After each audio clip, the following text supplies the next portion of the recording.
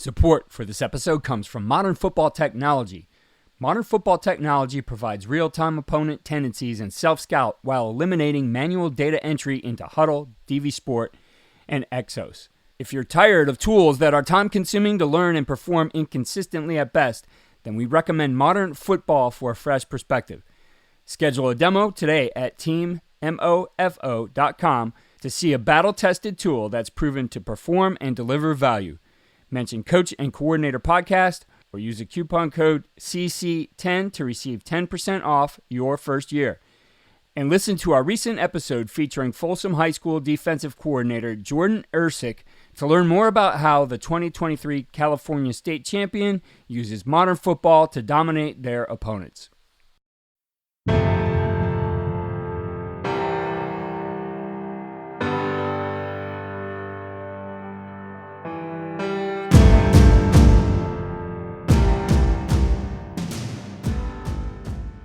I don't think a lot of people realize the amount of other things that you can do to help you get to where you want to get to.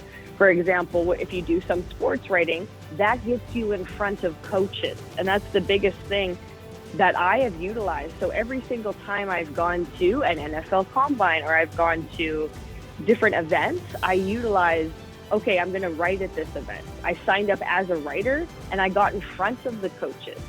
I interviewed them, but at the end I said, I coach football. And the whole thing is about awareness. And you do have to have that confidence to speak about who you are and press that, because nobody is going to elevate you as much as yourself. On today's podcast, we gain a different perspective into networking in the profession to find a way to the top. And then we dig into ideas and drills for training running back vision. Joining us to do that is Amanda Ruller, who is currently the running backs coach at McMaster University in Hamilton, Canada. She recently served in the role of assistant running backs coach for the Seattle Seahawks through the Bill Walsh Diversity Fellowship program. Her unique background in strength and conditioning, data and analytics, and sports media, as well as her experience as an elite multi-sport athlete, is something she is leveraging to advance herself in the profession. There are plenty of takeaways from this episode, including insight and advice to becoming known to people who can help elevate you, as well as ideas for creating purposeful drills. What you see on tape is a direct reflection of what you teach and how you teach. Video is important, but if you don't teach well, you're not going to like what you see on your video. First Down Playbook has been helping coaches teach better for 13 years. It allows you to present installs, playbooks, and practice cards in half the time with NFL quality. Coaching tools like video pairing, a player app, practice schedules, and wristband sheets have made First Down Playbook a program management system with everything in one place. If you're in a position of leadership with your football program, receive a free 1-week look at First Down Playbook. Call them at 512-814-6158 or visit them on their website or social media. Mention Coach and Coordinator Podcast or use the coupon code COACH24 to receive a $100 discount off the normal $700 First Down Playbook team membership price. Links and the phone number are in the show notes. On today's podcast, we focus on navigating the coaching journey and networking and being able to do that from a female perspective. In this game, more and more females are getting into coaching. They're becoming involved in football, and I think that's an important thing to talk about here on the podcast. We're also going to go into vision training for running backs, and joining me to discuss those things is Amanda Ruller, who is the running backs coach at McMaster University in Hamilton, Canada. Amanda, it's great to have you here on the podcast. Thank you for taking the time. Thank you for having me. So let's talk a little bit about this journey and how you got into football. Sometimes there's people who get you into it, and then sometimes this passion develops on its own. So for you, what was it that brought you to the game? Of course, I think it's a very good question because not everybody starts out in the same position. I would say I'm a self-starter just because I didn't have the right last name.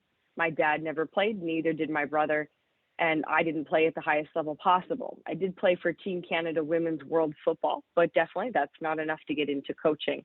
So I had to cut my teeth by going to a school, University of Regina. So I was the strength and conditioning coach there and speed sprint analysis person for the football team.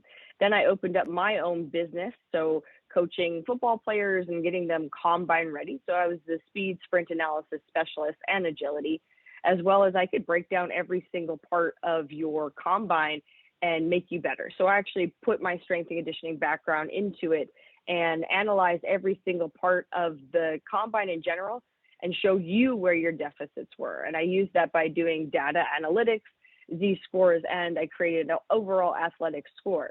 So when I did reach out to different universities saying, I have this data analytics background, this is what I can do for your team, and this is really great for recruiting, I had that in my back pocket, which was really awesome for the team to be like, you know what, we want to have this part of our program. And this is what I brought for free. So that's how I marketed myself. But there wasn't a lot of coaching positions. And every time I asked, may I coach? I had a door slammed in my face. So I decided to start coaching through sports broadcasting. And what that meant is I got to go to games. So I started my sports broadcasting journey in the CFL, going to practices, going to games. And every time I would go to practice, I just studied, wrote down the indie drills that I wanted to execute. I was a running back to begin with, so I heavily watched the running backs group, but I watched everybody else. When I watched everyone and interviewed Coach after, I said, Coach, can I volunteer? He said no for the longest time. So then I started coaching at McMaster University. I applied everywhere. I became the running backs coach there for the last 2 seasons and continued my sports broadcasting background as well as my strength and conditioning business. So I wore a lot of hats in that respect. Finally, one day, coach of CFL, Craig Dickinson, part of the Saskatchewan Roughriders, he said, hey, we actually can bring you on for camp, which was amazing for him to say that because I gained all that trust and attention banging down that door from the sports broadcasting avenue. Because I built that trust with him, he let me come to camp and I got to coach with the Saskatchewan Roughriders as the assistant running backs coach, which was an amazing opportunity in itself. Because I think gaining that experience is what's going to make me a better coach because I'm all about learning. I need to learn the game more. And it was quite interesting when I did play football and then when I got into coaching, these guys get taught at such a higher level than I was ever coached at as the athlete I was. But needless to say, I was in a lot of different sports. So I was on Team Canada bobsled, Team Canada skeleton, Team Saskatchewan Olympic lifting, Team Canada football. I was on my university track team where I was a high-level sprinter and very competitive in my field that I broke all the records at my school for short speed.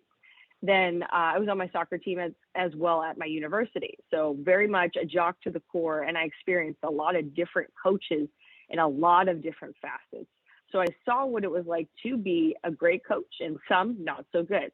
So I pulled on from every single coach I've ever had, and I think that makes me very, very unique. Is when you look at the best athletes, let's touch on Patrick Mahomes, right? Multi-sport athlete. I was a multi-sport athlete as well. And when I bring in that aspect of the different coaches that I've had and the different planes of motion I've had to compete in, that makes me different, especially with my strength and conditioning background, getting my bachelor's of kinesiology, my certified strength and conditioning specialist. I'm a certified exercise physiologist. And because of that, you cannot say I'm not qualified to work within high-level sports, and that's what I wanted to do. So I was called upon the NFL to be part of the Bill Walsh Diversity in Coaching Fellowship with the Seattle Seahawks this last year, where I was the assistant running backs coach with Chad Morton and under the great Pete Carroll, who is my mentor now. That was the best exciting moment in my entire life working with such an organization that fostered always compete. That is the philosophy and the culture they install within their organization. And going forward, I will never be the same coach because I had found my niche. I found what coaching truly meant to me, and I found a lot of autonomy, a lot of gratitude towards the things they let me do because it helped me grow. And I will always be thankful for that. I think you bring up some really important points here in just cracking into this profession and being able to get to the higher levels is its persistence. I don't really care what background you come from, whether you've had some high level experiences.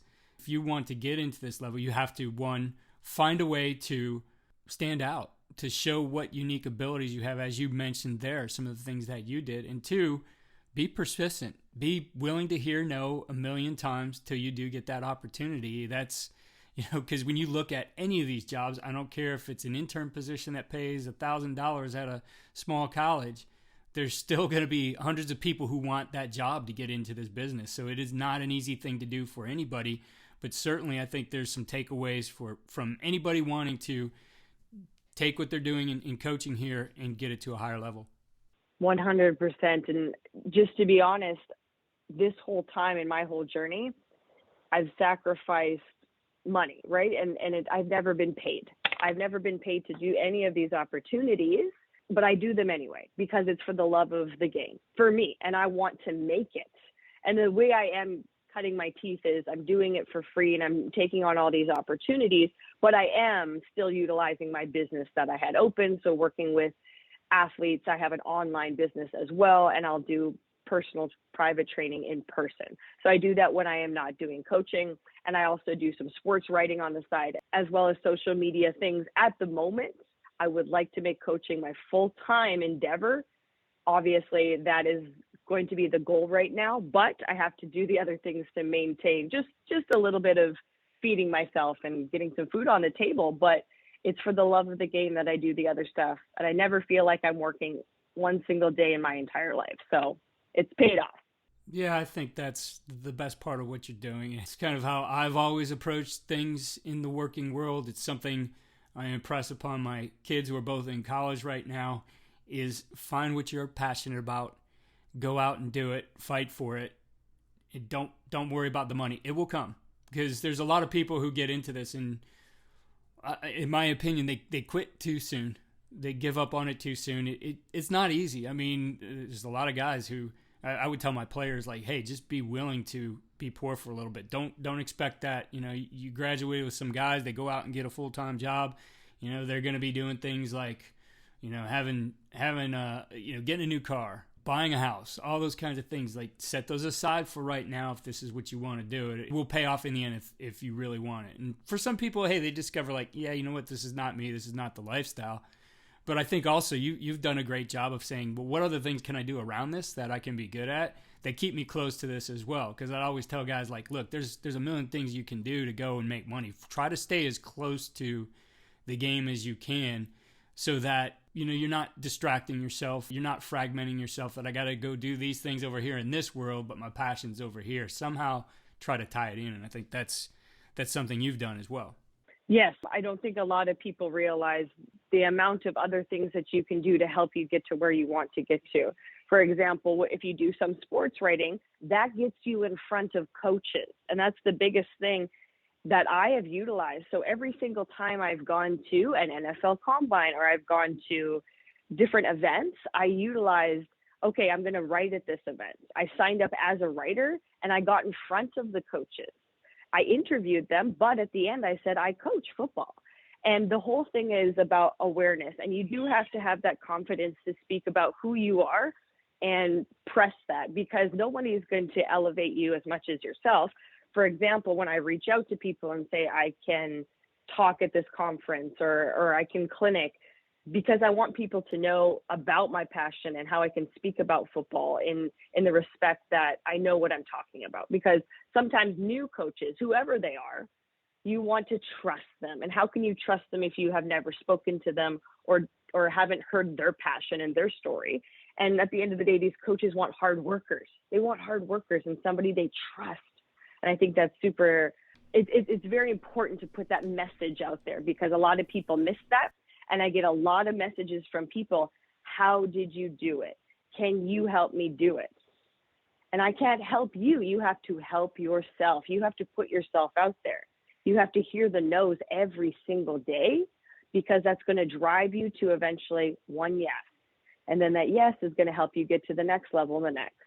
I think one thing you've done here in relying on your education in kinesiology and physiology, everything you've done to become a certified strength coach, that's a huge aspect of this. And I've talked to several coaches on this podcast about how there has to be more and more integration between those strength and conditioning coaches and the guys who are out on the field teaching a certain position. I've talked with Kurt Hester, who I believe is at Tulane now, about that exact thing, where he was trying to focus more on getting out on the field to help these coaches because he understands how the body moves and he can teach them some movements that maybe are more efficient. So you bring a unique perspective to your coaching with that as well. And you mentioned doing some work and developing a business around the data and the combine. I'd like to dig into that a little bit just to understand more about what you've done there. Talk to us a little bit about that aspect of it. Of course. So I think when you are looking for the best athlete possible, you want to look at all the data points. And to me, that's putting them through different tests that are going to test their position. So I make sure when I'm reaching out to a football team and I'm like, hey, I actually have data analytics background. How can I help your team? Because I want to get more experience. And some teams have let me do that for their recruiting department. So when I look at the recruits that are coming in and when they test them or they've had some testing numbers from them, I figure out what position are they, obviously, when they're trying out, and how can I put that into a space where you can get some data from that. So when these athletes are doing things like the 40 or the broad jump or pro agility, whatever test the teams want to put them through, I can utilize that and say, for their position, are these good skills and drills? Here's some other ones you can do.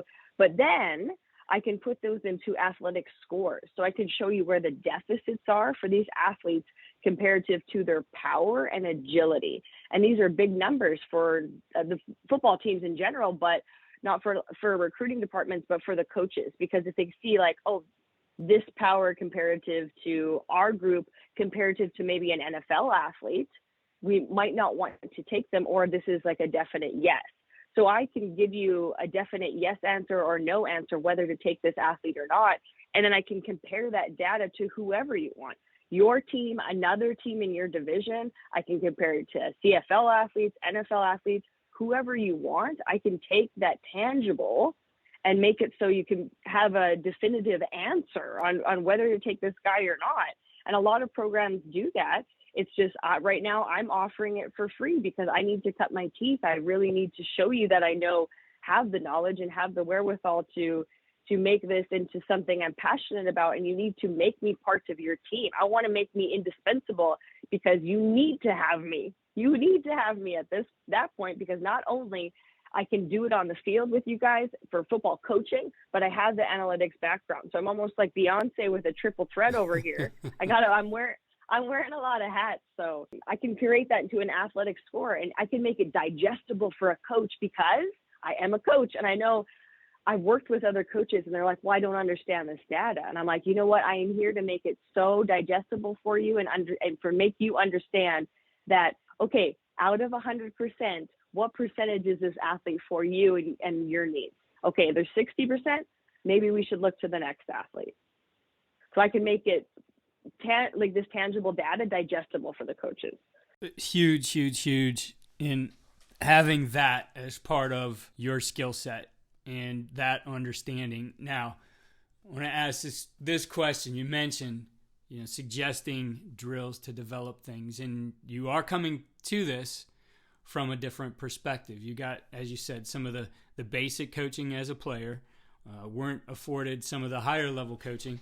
But sometimes when you look at, and we don't even have to mention the level, but when you look at some drills that are being done, and hey, a lot of what we do is copy paste, or we saw this team with this logo doing it over here, we're going to do it in our program too, that you look at it and say, that's probably not the best way to do that. Are there any of those things that come to mind? For sure. And I believe that efficiency is the best way to do things. So sometimes when I do see filler drills, I never want to see a drill in your practice that is going to not have a purpose. So for me, every time I create purposeful drills, and this is why I believe that I'm such an asset, because I take a lot of time when I'm thinking about the skills and drills I'm implementing, because every single movement to me has a purpose. And that starts from warm up to cool down, whatever that may be. But let's say I'm getting into indie drills with the running backs, all of these movements to me have to have purpose. Obviously, I'm checking like, what are our installs, right? What are we working on this week? But outside of that, if I'm not seeing it on our game film or our practice film, then I'm like, we have to dial back and go back to just the elementary skills and drill stuff. We have to work on vision, which is obviously the most important thing because the scouts are looking at it. I'm looking at it. And what I actually get with the scouts and ask, like, what are you looking for in these running backs? And when I was with the Seahawks, I just sat with the scouting department and I said, what are you looking for in these guys? You know, you have a good understanding of what it may be, but actually hearing them and saying, this is what we want. I was like, yes, I'm on the right track when I coach these guys, because now I can implement that in and bring that back to college programs that I'm a part of and say, guys, like, they need somebody that has great vision, catching out of the backfield, great pass protection. So I'm going to get you prepared as heck to be the best athlete going forward and possibly be with the next level team.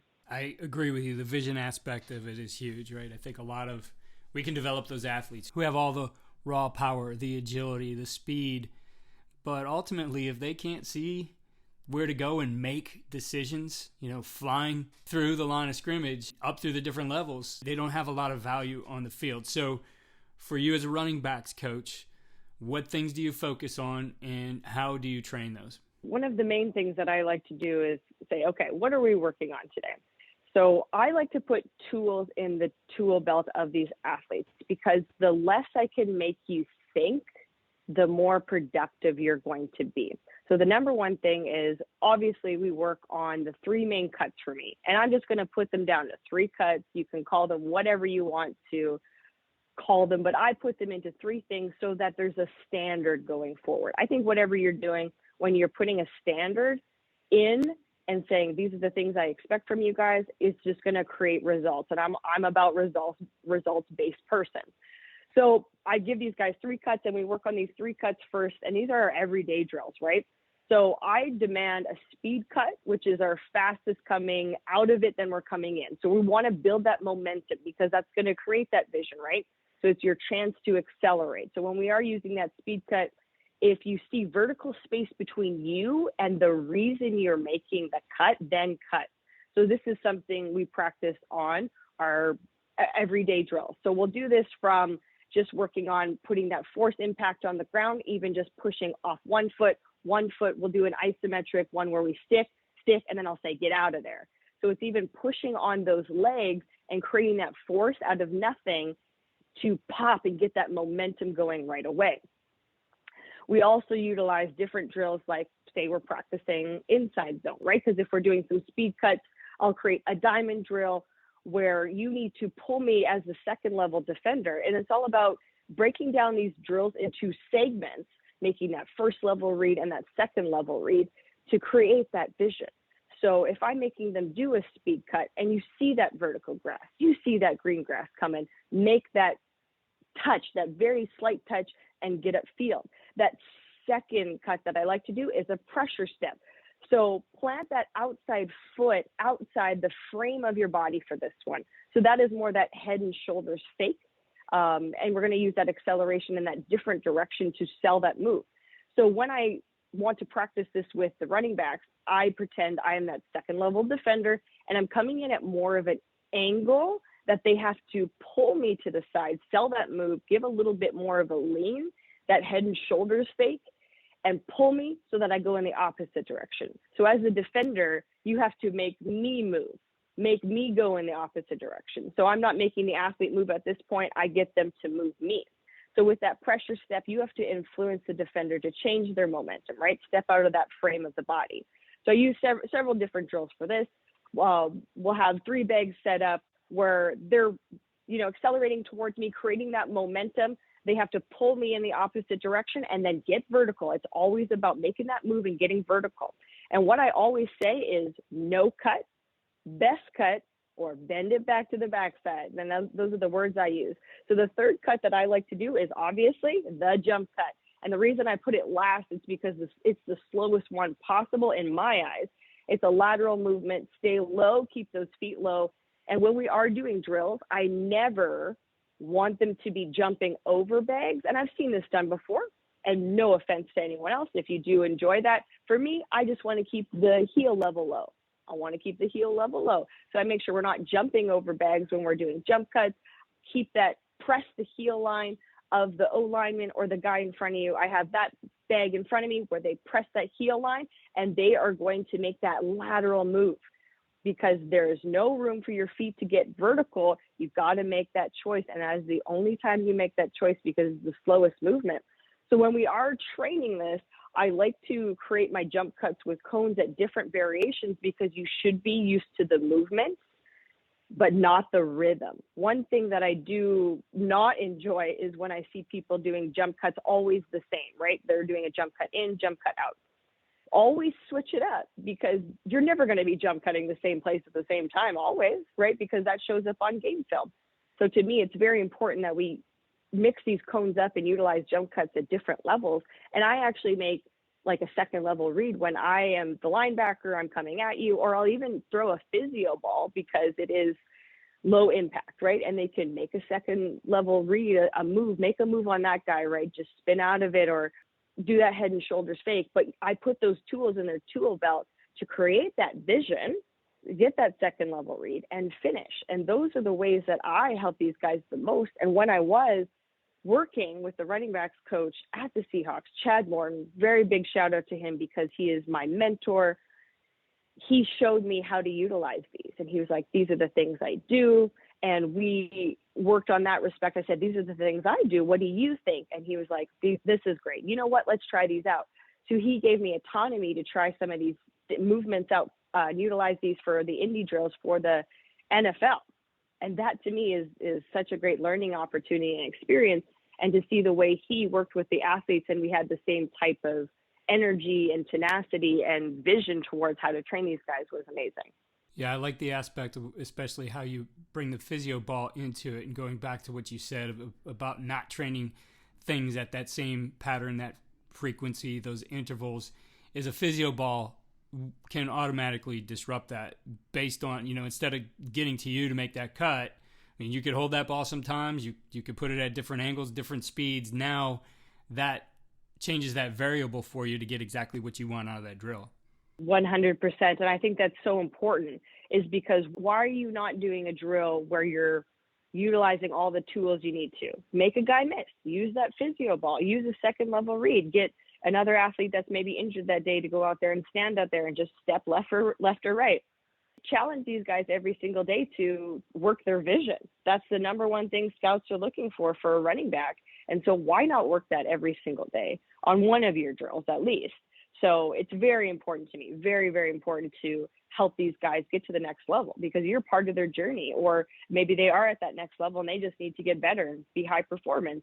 So you had the opportunity with the Seattle Seahawks to be an assistant in the room, but at McMaster, you have the room and you're running it, you're leading it. So looking at that aspect of it, what's your approach? Especially, hey, they're seeing somebody different from anybody they've ever seen in their room before as coaches.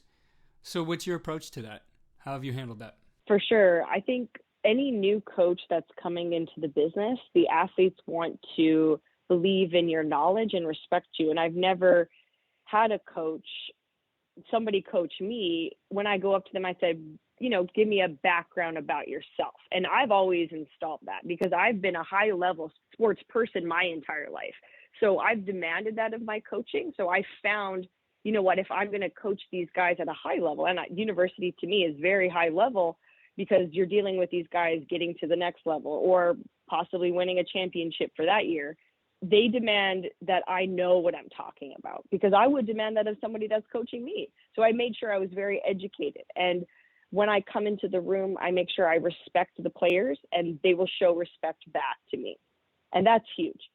That is very huge to me because I've been coached in very different ways from different coaches. I've had coaches that show me respect and what that looks like, and they've led by example for me. And I've had coaches that showed me the opposite. So I was very fortunate to learn what that would look like and what it doesn't look like. So I actually married, okay, these are the ways I want to approach these athletes and how do I do that? I became a player's coach in the respect that I said, what do you need from me as a coach and how can I make that possible? Like, what do you need to work on to make you the best athlete possible? Where are your deficits at?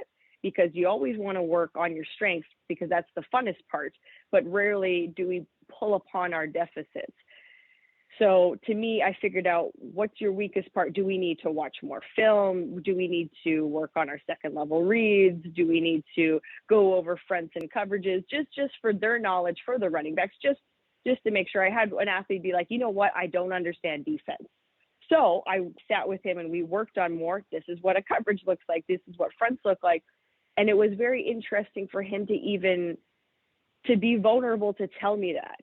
Because a lot of these guys don't even want to ask those questions because they feel like they should know that. So I actually had a little secret box where you could put in questions to me, and I actually answered it to some of the athletes. So anonymous questions. So some guy said, I don't understand defense. So I said, you know what, let's go over a couple aspects of it today. Let's go over an aspect of a question that you had asked. So they felt comfortable. They felt the respect level. And, we were learning as a group. I thought that was great altogether. Me just teaching them was me learning and becoming a better coach. So we're at this whole journey and road together. So that's how I installed that going forward with the athletes. That's a great approach to it. I've always viewed it that way too, is that I want those athletes. I'm going to teach you here some of the basics, and this is how we believe it should be done and we feel is the best way right now. But you're the ones out there executing this. You may come upon something better, and let's talk about it. And maybe we'll implement it. Maybe we won't, but at least we have those discussions, and it is that back and forth. I mean, coaching has moved away from being a command and control activity to really working together with your athletes and making it more of a collaboration. They want to know why. They want to be able to give feedback, and I think all of that's an important part of it. I've always asked the why. Every single time I've been coached, I wanted to know the why. And I do understand a lot of the gentlemen probably say, okay, that's too much information, coach. I try to give them as much information as possible, but try to make it brief because I respect how much information they can retain. These gentlemen are going through school. They have life problems outside of football or life endeavors. So I want to make it as simple and digestible as possible. I really appreciate all the information you shared with us here today, both your journey. I think there were so many takeaways from that, as well as the different things you're doing right now to train the running back vision. To bring things to a close here, what advice do you have for a new coach, especially in regard to the networking? Because as you told your story, I mean, that certainly shines through as you've excelled at the networking part of this. I think when you're looking to gain experience and get to the next level, it's about who knows you and not about who you know. You could know as many people as you do, but if these people aren't elevating who you are in rooms where there's opportunities, then there's no chance for you. The number one thing you need to do is connect with different coaches, and whether that be the most powerful tool that we have at the moment, which is social media. So through Twitter, which I have met yourself, which is amazing, but through LinkedIn as well. And whenever I want to be with an organization, I'll go on LinkedIn, I'll look up the organization, find the decision makers, make sure it's not just the coaches, but it's people that are working within football operations, football recruiting, whoever is making the decisions with the organization, reach out to them. Just let them be aware that you're alive and you're out there, and foster relationships.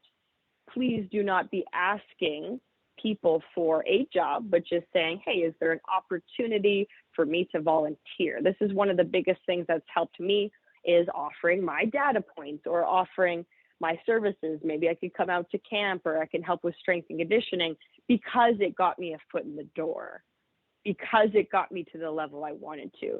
You can apply all day online for different jobs and opportunities, but if you're not creating those connections, they're going to find the next dude up. And I've heard that a lot. It's like, we're looking for the next guy. I'm like, well, I am your guy. I am right here. But it's creating that relationship. So this is a relationship-based organization and sport, because they got to trust you. And that's huge. So make sure you're getting out there and putting your foot in every single door possible, whether that be media, whether that be some football operations. Even if you do want to coach, put your foot in there and work your way up. Work your way up to your end goal. And I think that's very important. Again, thank you for the time you spent with us today, for sharing your journey, and certainly wishes for your continued success in your journey as a football coach. I really do appreciate it. And I promise you, you will see me at the highest level possible of football because I am too passionate and too excited about the journey ahead. As coaches, we know that some of the biggest hurdles to our team's success can come from off the field. Your team needs support to tackle the endless list of expenses, uniforms, training equipment, travel, and more.